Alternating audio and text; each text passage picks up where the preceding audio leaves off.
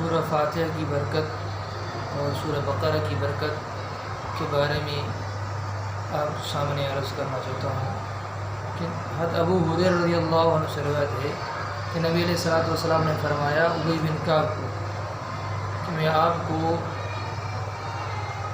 تمہارے کو خواہش ہے کہ میں آپ کو ایسی صورت بتاؤں جو نہ زبور میں نازل ہوئی ہے، نہ تورات میں، نہ انجیل میں، نہ ہی ایسی صورت قرآن مجید میں نازل ہوئی۔ ابی بن کعب نے فرمایا جی ہاں بتاؤ۔ نبی نے فرمایا نماز کس طرح پڑھتے ہو؟ فرمایا سورہ فاتحہ پڑھتا ہوں۔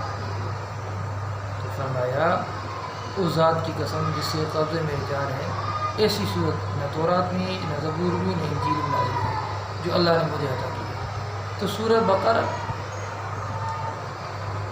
ایک بڑی دولت ہے، نعمت ہے، جس کو اللہ نے نصیب کیا، جس کو اس کی تلاوت اخلاص کے ساتھ نصیب ہوتی ہے، سمجھو اس کے پاس بڑی دولت نعمت ہے، اس کا خیال کریں۔ سورہ بقرہ لا تجعلوا بیوتکم المقابر وان البیت الذی تقرأ البقرۃ فیہ لا يدخل الشیطان۔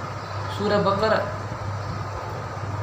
اللہ کے رسول نے فرمایا اپنے گھروں کو تم مقبرہ نہ بناؤ، قبرستان نہ بناؤ۔ کیوں؟ قبرستان کے اندر تلاوت نہیں ہوتی، ذکر و اذکار نہیں ہوتی، ذکر و اذکار کی فضا وہاں پر قائم نہیں ہوتی، خالی میدان ہوتا ہے، خاموشی ہوتی ہے۔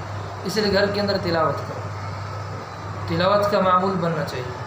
تو نبی نے فرمایا جس گھر کے اندر سورہ بقرہ کی تلاوت ہوتی ہے اس گھر کے اندر شیطان داخل نہیں ہوگا۔ ہم لوگوں سے تعویذ کراتے ہیں، تعویذ دے دو مولوی صاحب، دعا کرو، یہ کرو وہ کرو۔ تم اللہ کے قرآن کو پڑھو، سورہ بقرہ کی تلاوت کرو، سورہ فاتحہ کی تلاوت کرو، بڑی دولت ہے سورہ فاتحہ، اللہ کی طرف سے نعمت ہے۔